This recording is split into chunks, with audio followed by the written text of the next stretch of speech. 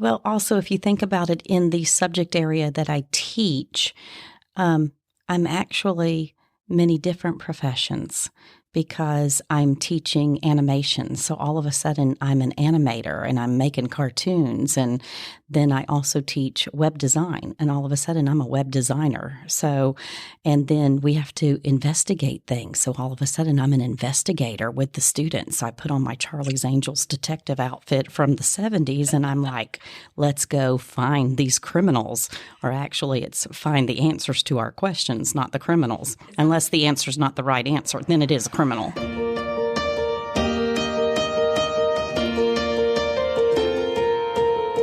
Welcome to the Voices United in Education podcast. Each week, we showcase the teachers, administrators, and community members who go the extra mile to contribute to the success of every student in Escambia County. You'll meet the real people behind the titles and learn about the amazing resources to support every student's success.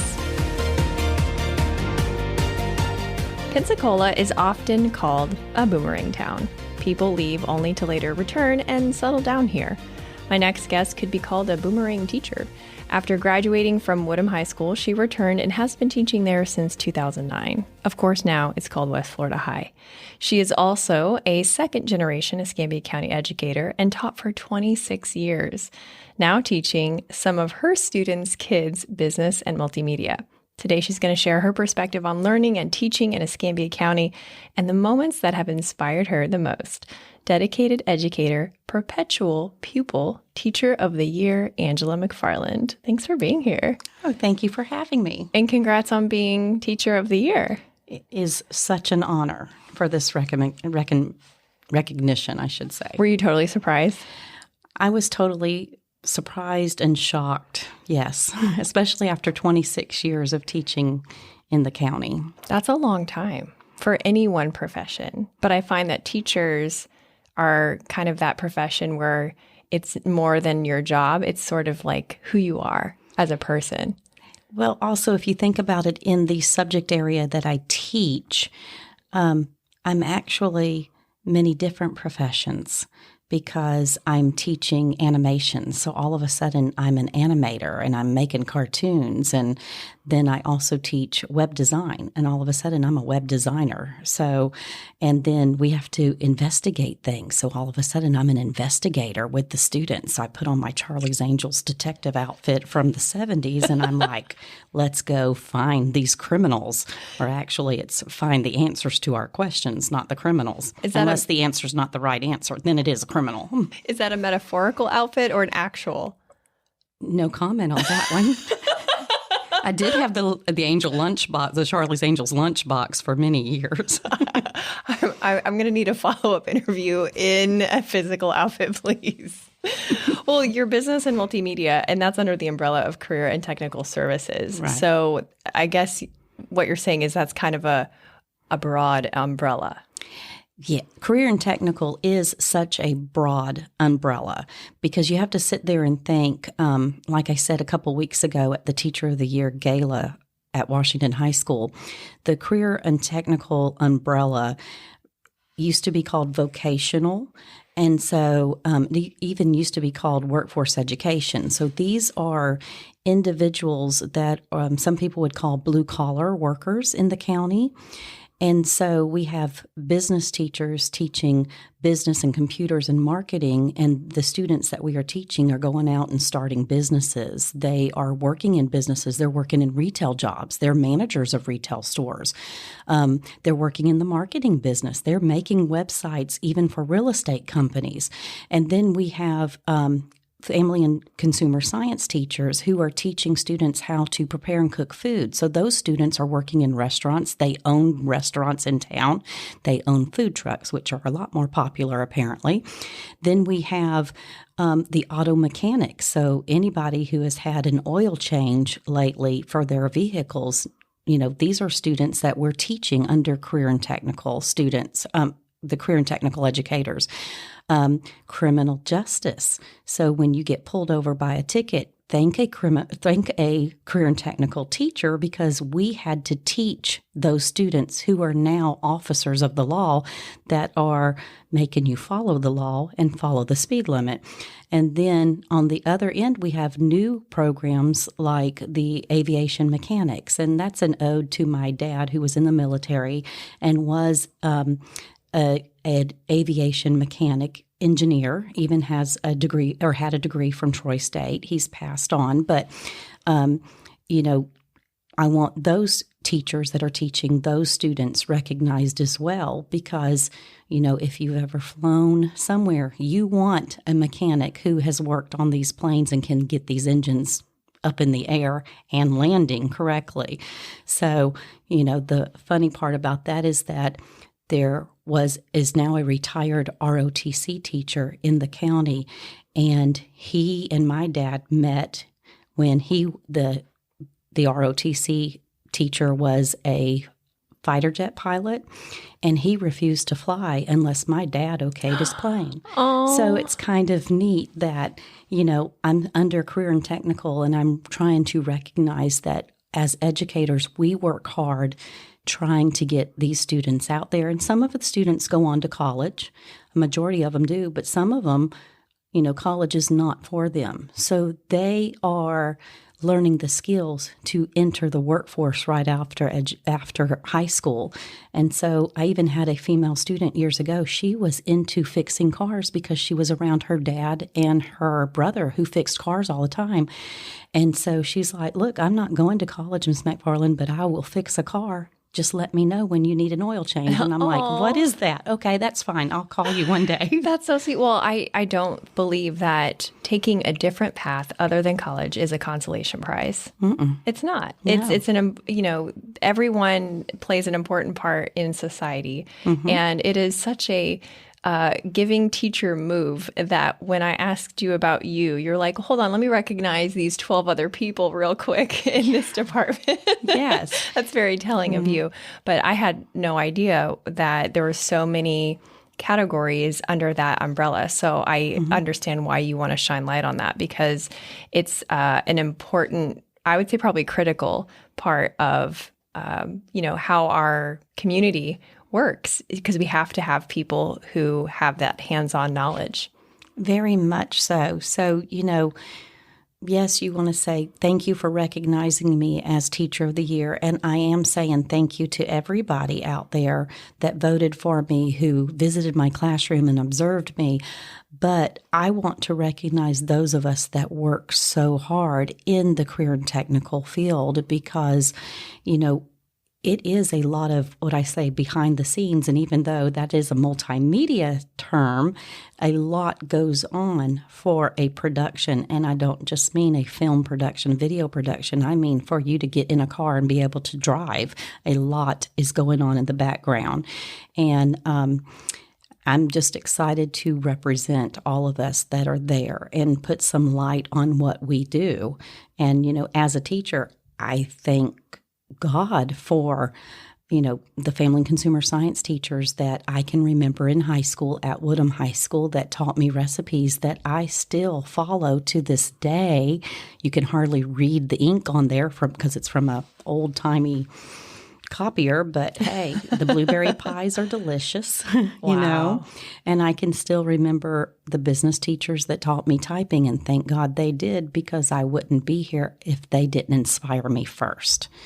But also, not just my career and technical teachers, but, I was inspired by so many other teachers too. And I gave an example of fourth grade at the teacher gala, and that I went to 3 different schools in fourth grade, not because I was bad, but because my dad had different duty stations in the military.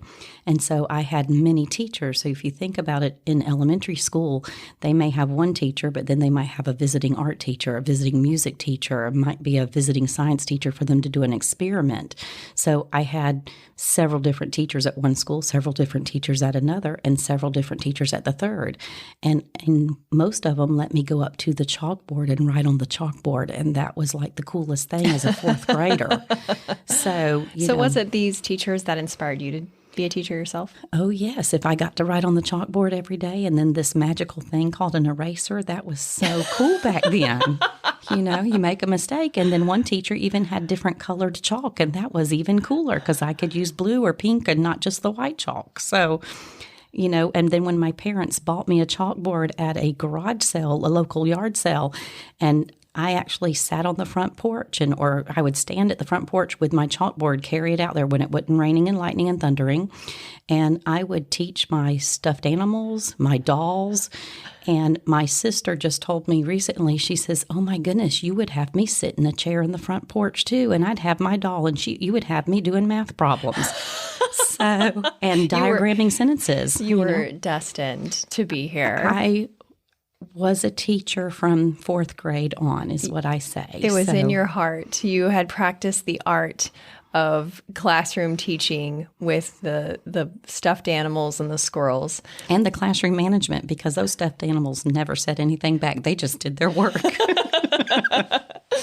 Now, virtual is a whole new ball game now, and you've been teaching virtual, I think, since 2020, right? Escambia County virtual. For Escambia County, I think this is my third year, ending my third year, and then previously before that, for Florida Virtual School, they had something called graders, so I never actually taught. I just graded for all the other business teachers, and it was just a little part-time job. So I did it for the first year and just graded their work, and that's behind the scenes again. So I got to see a lot of behind the scenes with Florida Virtual School. And then the second year, I graded for their global. So I had students from all over the world. They were Florida students, but for some reason, family necessity, they had to move quite a bit or be in different places, countries. And so after the 2 years, they revamped their system. And then I took a few years off, and then I got to work for Escambia Virtual. And so it is a different concept out there. How do you tweak your teaching style for virtual? It is a lot of on air at nighttime, on the phone tutoring. And you really have to know the software programs because the student's having to open it up as well. So you really have to say, go to the left or go to the right. Do you see this blue button? Do you see the red button? Click twice. Now do you see this? Okay, you don't see it. Well, let's go back. We missed a step. So it's more very, very instruction followed as far as the instructions are concerned. You've got to do it step by step. It sounds like tech support. In a way, it is tech support, but then, I teach 3 different classes, and so it can be some tech support, but it might also be that the student doesn't understand how to do an Excel spreadsheet, and the formulas are not coming out right, and so we have to go back and say, well, did you even type an equal sign in front of the formula? Because Excel, every formula starts with an equal sign. And apparently I just gave an answer to a test question out loud. If anyone's listening out there, take note. Well, since 4th grade, teaching with the squirrels to now teaching virtual, how do you feel like your teaching philosophy has changed over the decades? How has it adjusted to your students and just as you've, fine-tuned it? Well, first of all, oh my goodness, the word decades. Oh, Lord. That really ages a person. I haven't heard that word before. I'll have to look that one up. I'm not sure really what that means.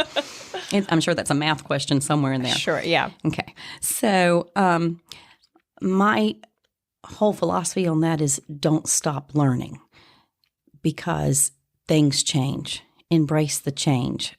As far as software is concerned with my subject matter, it changes all the time. So, you tell a student, click over here on the left, and all of a sudden it's no longer there because the latest update has it on the right at the bottom. So you're just going to have to adjust to the change. Embrace the change is what I said. It's coming. It's going to happen. Don't worry about it. Just keep going. But then my mom and dad always said, whenever a learning opportunity is given to you, take the learning opportunity. My dad was big, of course, in the military. They would have courses that they would take. So he was all the time taking courses and learning something new. My mom is constantly studying. And in the evenings, we can see her with books and pens and highlighters. So I watch what they have done over the years and what my mom continues to do. And so I say, okay, what's around the corner? Let me see what I can learn. But also, I want to be able to learn it so that I can share it with the students.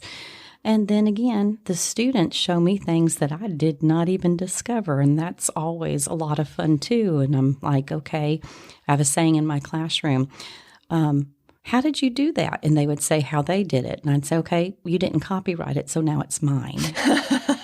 And so even today, we were doing something with a rabbit and a software program called Toon Boon, which is an animation software. And somebody did something, and I heard another student say, you better copyright that before she steals it. So I'm sure they were talking about me, but I just smiled, and the smile had a double meaning because, one, they're learning something new, but then they have heard what I have said over the years, and they're repeating it. And that was like a huge compliment. It is. What's something that you see yourself learning in the next few years? Maybe something you've always wanted to learn, or something you feel like because of changes in technology or maybe in society that you'll be forced to learn? Well, I'm going to take it out of the software program because as a teacher of the year, one of the gifts I got from the local Pensacola Junior College is a free course. And I have said for years, I want to take a pottery course. And again, it's embrace the change. And I might not be able to do it, but you know what? If the bowl comes home crooked and the pitcher comes home with the handle on the wrong side, I don't care. I did it. And I'm excited to embrace that. And plus, it does bring back memories to an art class at Woodham High School. And the students were so talented in that art class, and we were required to take the half credit, the semester course. And I was not talented like everybody else. And that was the one time that my mother ever was called up to the school because I was not a bad child. And the art teacher said to my mother, I want you to see all the art projects that the students did. And my mom was so impressed. I mean, one kid turned it into a cookie jar and everything else. And then when she showed my mom my art project, my mom's like, yeah, okay. She tried. And the teacher was very another inspiration because she had said to my mother, she did try, but obviously it was not the assignment, but I'm going to grade her on her glaze technique because if she gets an F for this project, it would devastate her because she does not make Fs or Ds or Cs. And my mom said, yeah, if she saw that on her report card, that would be sad. And so my glaze was perfect. So I did make an A on glaze. I love it. It sounds like your students have really inspired you. I think every question you've weaved in a student's story. Can you think of any one particular student, no naming names, of course, that really left an impression on you? I'll go back to the first year of teaching in Escambia County. I had a female student, and she is now a doctor, PhD. And even when she came back to town, she took me out to dinner. She didn't have to pay for the meal, but she paid for the meal, and we have still kept in touch over the years. Aww. And I still have her number, her texting number in there. So, that's 26 years ago for someone to be a professor at a college and still keep in touch. And she was one of the first students, and, she was absolutely the perfect student back then. And, I have read some of the comments that students have said about her, and I just think she's an inspiration to this day. But, after 26 years, I have so many students. And, you think about, I've got at least 3 families that I have taught all 3 of the kids over the years. Wow. And foreign exchange students, when we had those programs in full force, I taught one student, and then 8 years later taught the sibling, and the parents had requested. So, little things like that, it's an inspiration. Teaching is something that you get what you put into it. I would agree. As we wrap up, what do you want people to know about Escambia County Public Schools? We are working hard for the students, and so I'm going to take that back to career and technical. In the career and technical education, we have industry certification exams. These exams are tremendously rigorous. They are the same exams that are given to adults, and we are having high school students take these exams. And, it is absolutely wonderful how many industry certs our students are achieving and the number that is coming out. And the good thing about that is the students that are graduating from high school are contacting the schools and contacting us and saying, I'm at college and I was just told that if I prove that I passed an industry cert, I will get credit for this class. And so we are running the reports, giving them their certificates, showing them how to log back into their accounts so they can prove to their colleges that they've achieved these industry certs. So they're off at college getting basically, quote unquote, free classes from their industry certs. And on the side note, for those that didn't go to college that achieved industry certs, we have heard from those students saying, I will get a raise at my job if I can prove that I have an industry cert. So I can remember a female student when we were at our old location, Longleaf Drive, a female student said, I will get $1 raise at my job if I can prove that I do have industry certification in Microsoft Word, PowerPoint, Excel, or any others. And, you think dollar raise is nothing, but when you're working at a local place that has a nickel, 25 cent, 50 cent year raise, $1 is a huge amount. And so we were able to get her certificates and get her login information again after being out of school for 2 years, and she got her $1 raise. And that is absolutely a success for Escambia County school system.